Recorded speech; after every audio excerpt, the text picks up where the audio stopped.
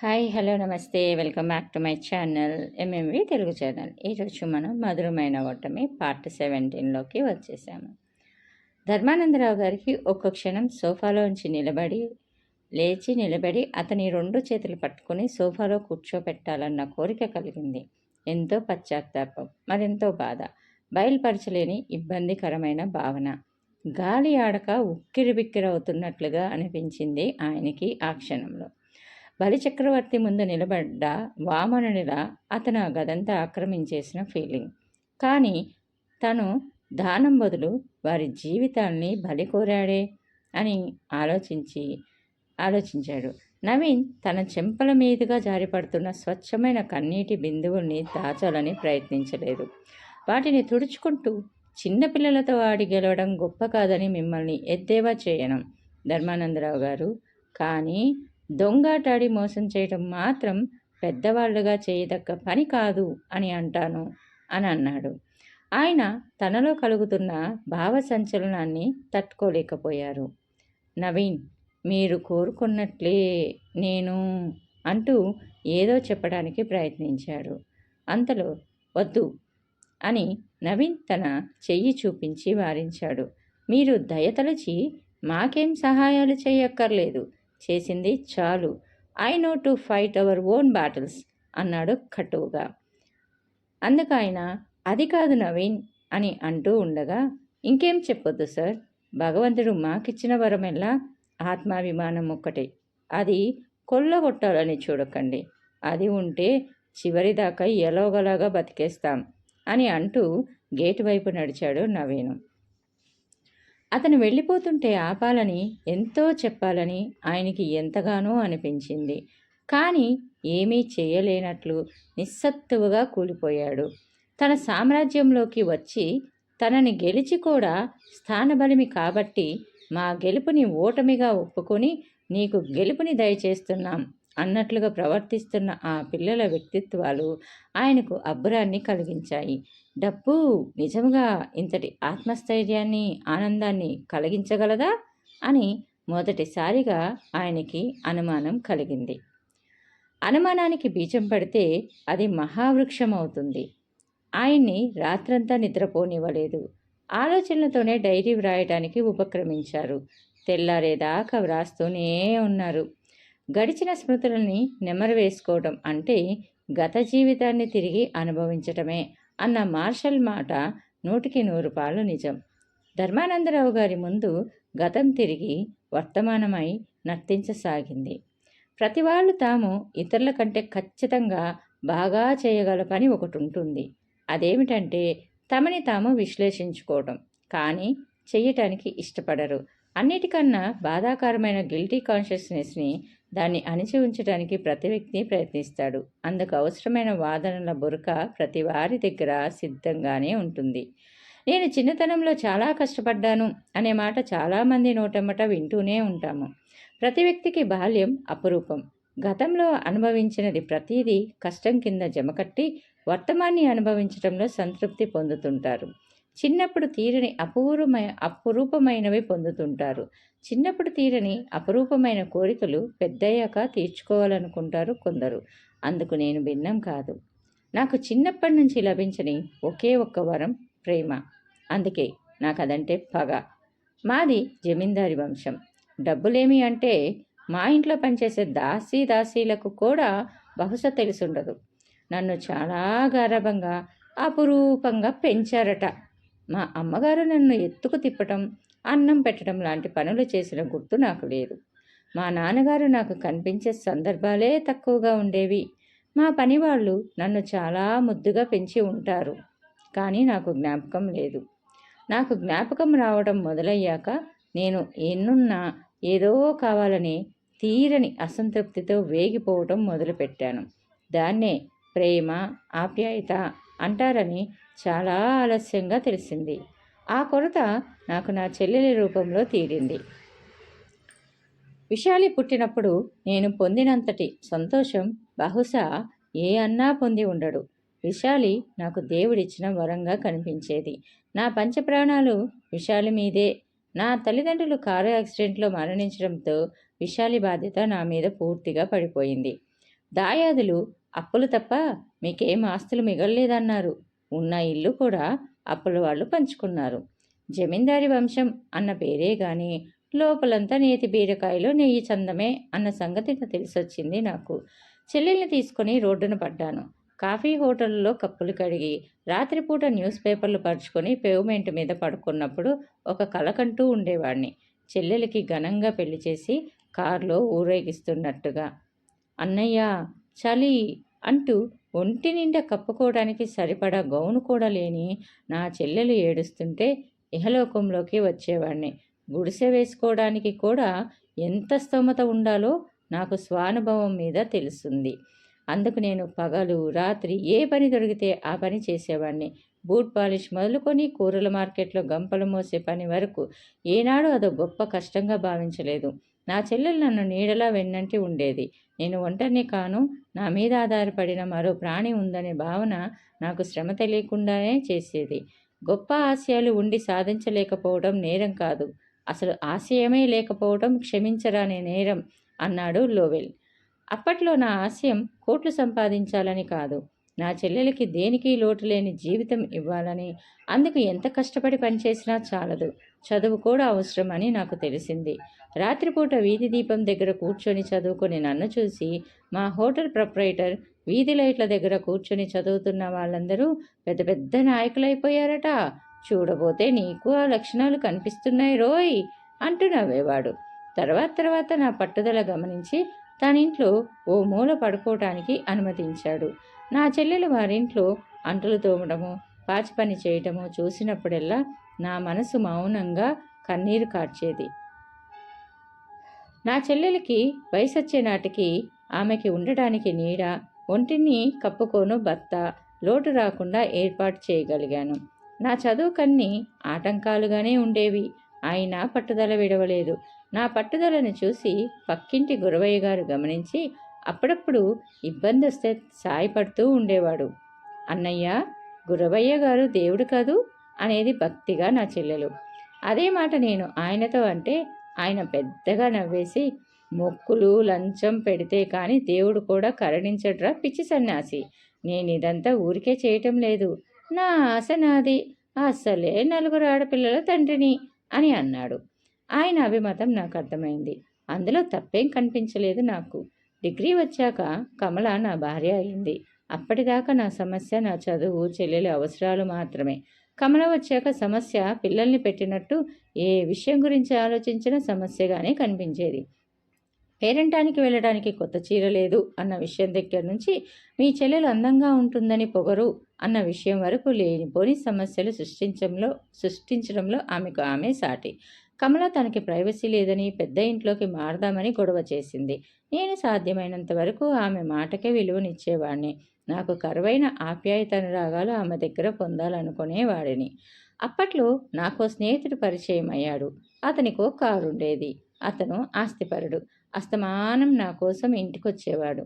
నేను షాపులో ఉన్నప్పుడు కూడా ఇంటికి రావటం నాకు మొదట్లో అనుమానం తెప్పించకపోయినా కొంతకాలం అయ్యాక లేనిపోని ఆలోచనలు కల్పించింది. విశాలి చాలా అందమైన పిల్ల, విశాలి కోసం వస్తున్నాడేమో అన్న ఆలోచన రాగానే నాకు చాలా సంతోషం కూడా కలిగింది. ఎందుకంటే చిన్నప్పటి నుండి నా కోరిక అదే, నా చెల్లెలకి గొప్ప సంబంధం చేసి దాన్ని దర్జాగా చూడాలని. ఆ ఆలోచన రాగానే నేను ఆ విషయం నా భార్యతో పంచుకున్నాను. అతనిప్పుడు వచ్చినా చాలా మర్యాదగా చూడమని కూడా చెప్పాను. అందుకు ఆమె, మీ చెల్లెలకి అంత గొప్ప సంబంధం కుదురుతుందనేనా అని అంది కమల అసూయగా. ఆమె సంగతి తెలిసిన నేను పెద్దగా పట్టించుకోలేదు. ఈలోగా నేను వ్యాపారంలో పూర్తిగా చితికిపోవడంతో అతని సాయం ఎక్కువైంది. పరాయివాడు కాదు, ఆయన వాడేగా మారిపోతున్నాడు అన్న ఫీలింగ్తో నేను పెద్దగా ఆలోచించలేదు. చివరికి షాప్ అతని పేరు మీద మార్చేసి నేను అదే షాపులో పనికి కుదిరాను. కష్టాలు నాకు నా చెల్లెలకి కొత్త కావు, కానీ కమల భరించలేకపోయింది. చేతకాని వాడివంటూ అస్తమానం తిట్టి ఏడుస్తూ కూర్చొనేది.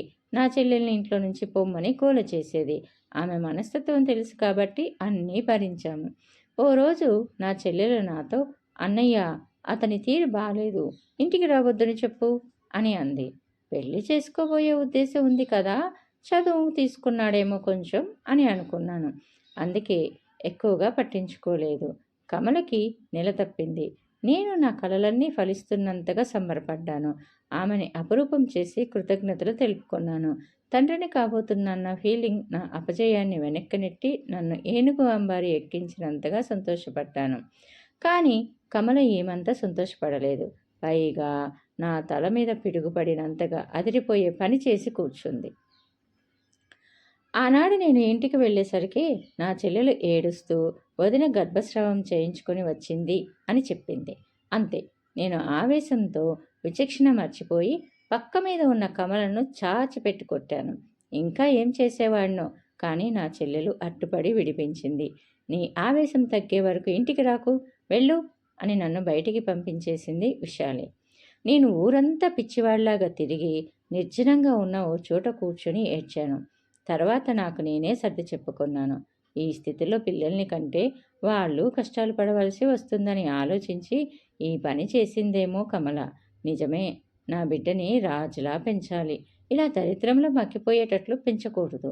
అయినా మాకిప్పుడేం వయసు ముంచిపోయిందని అని ఆలోచించి మనసు కుదుటపరుచుకొని ఇంట్లోకి అడుగుపెట్టాను.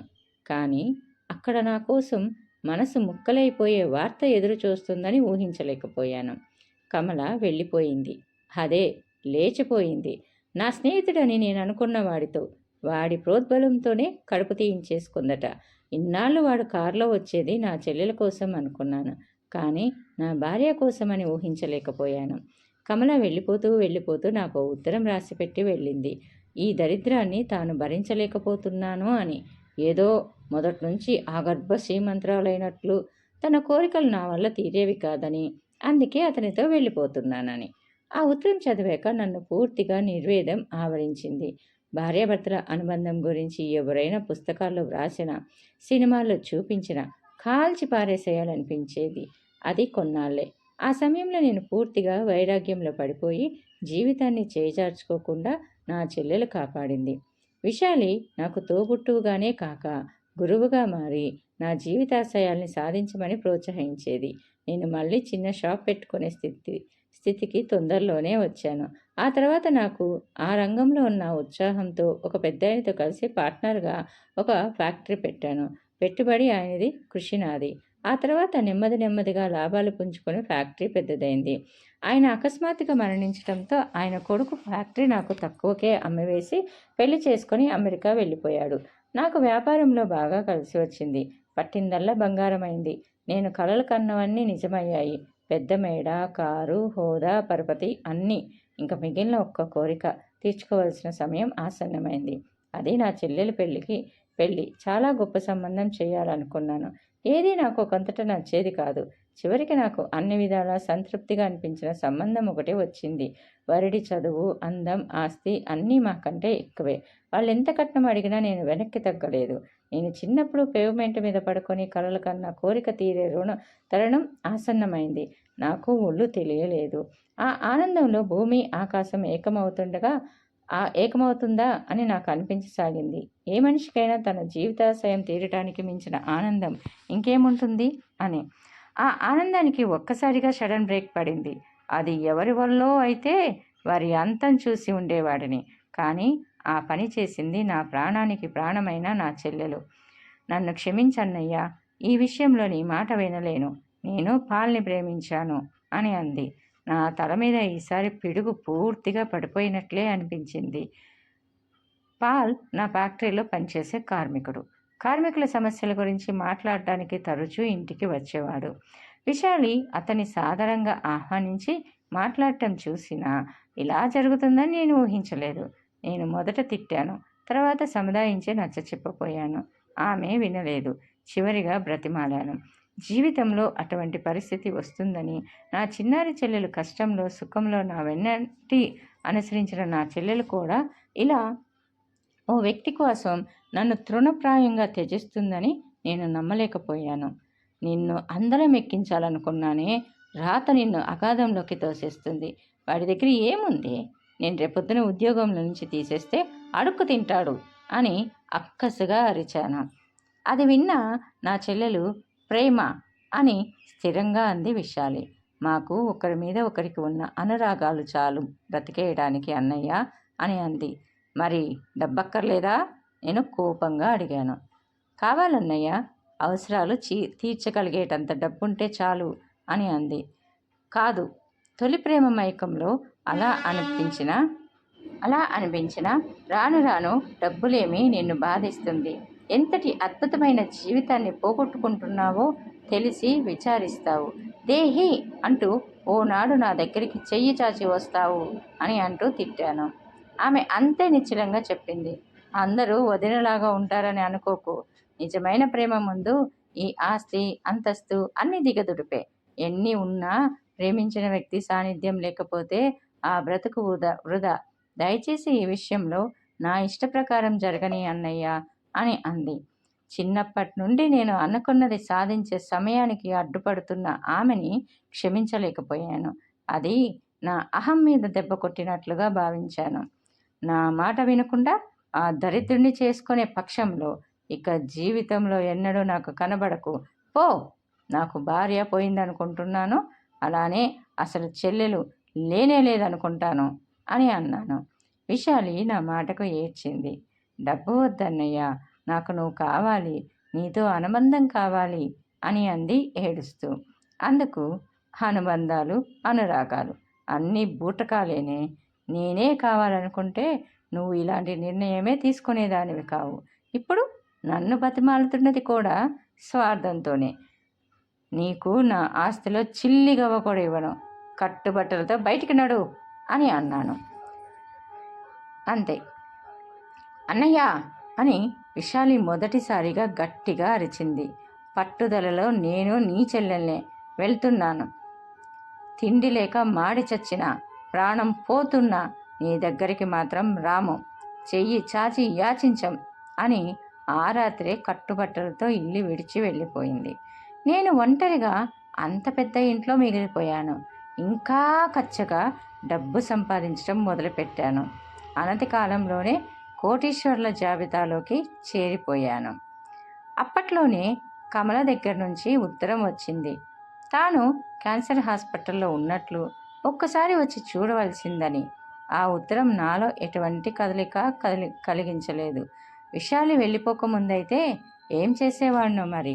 10,000కు చెక్ రాసి పంపిస్తూ నా పేరు జన్మలో తలచవద్దని, నా ముందుకి రావద్దని ఉత్తరం రాశాను.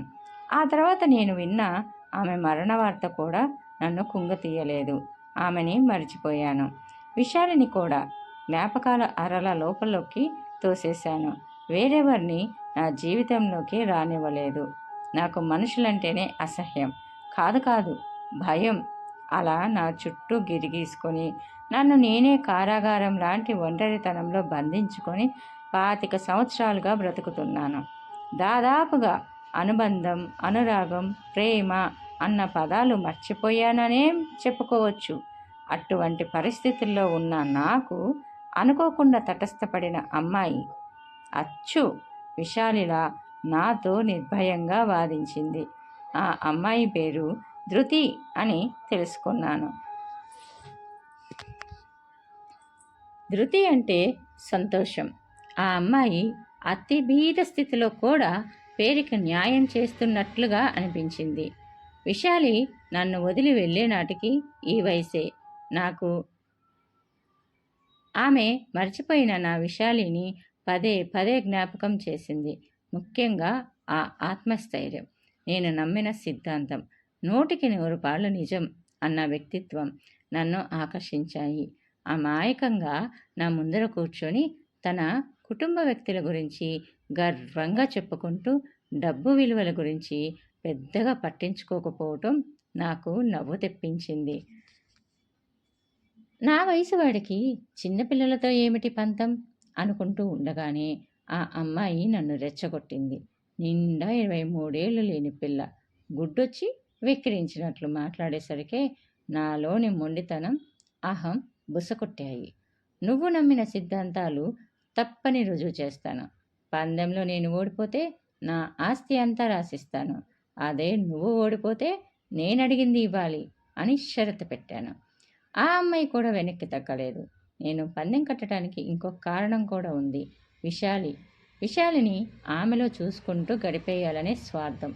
పందెంలో ఆ అమ్మాయి ఓడిపోతే దత్తత తీసుకొని నా దగ్గరే ఉంచుకోవాలని ఆనాడే బలంగా అనిపించింది. కొందరిని చూసిన వేళ విశేషాలు అలాంటివేమో మరి. ఇక ప్రేమ్ని పిలిపించాను. మా పందెం సంగతి చెప్పాను. ఆ అమ్మాయిని వలలో వేసుకొని డబ్బు విలువ తెలిసేటట్లు చేయమన్నాను. ఆ కుటుంబం నా మాట కాదనరు. ఎందుకంటే వాళ్ళను నేను కష్టంలో చాలా ఆదుకున్నాను. ప్రేమ్ అందుకు అంగీకరించాడు. కానీ తొందరలోనే వచ్చి చెప్పాడతను. ఆ అమ్మాయికి డబ్బు ఇచ్చే సుఖం నేర్పటం తన తరం కాదని. నాలో పట్టుదల పెరిగింది. ఆ అమ్మాయి ముందు నేను ఓడిపోవటమా అని అనుకున్నాను. కానీ ఆ అమ్మాయి పెద్దగా ప్రయత్నం చేయకుండానే అమాయకంగా నన్ను పడగొట్టేసింది. నా పుట్టినరోజు నాడు మైసూర్ పాక్ చేసి పెట్టింది. ఆనాడు చక్కెర పొంగలి చేసి మీకిష్టం కదా అని తీసుకొస్తే దగ్గరకు తీసుకుని నా అభిమానాన్ని వ్యక్తం చేయాలని ఎంతగానో అనిపించింది. కానీ ప్రతిసారి నా అహం అడ్డు వస్తూనే ఉంది.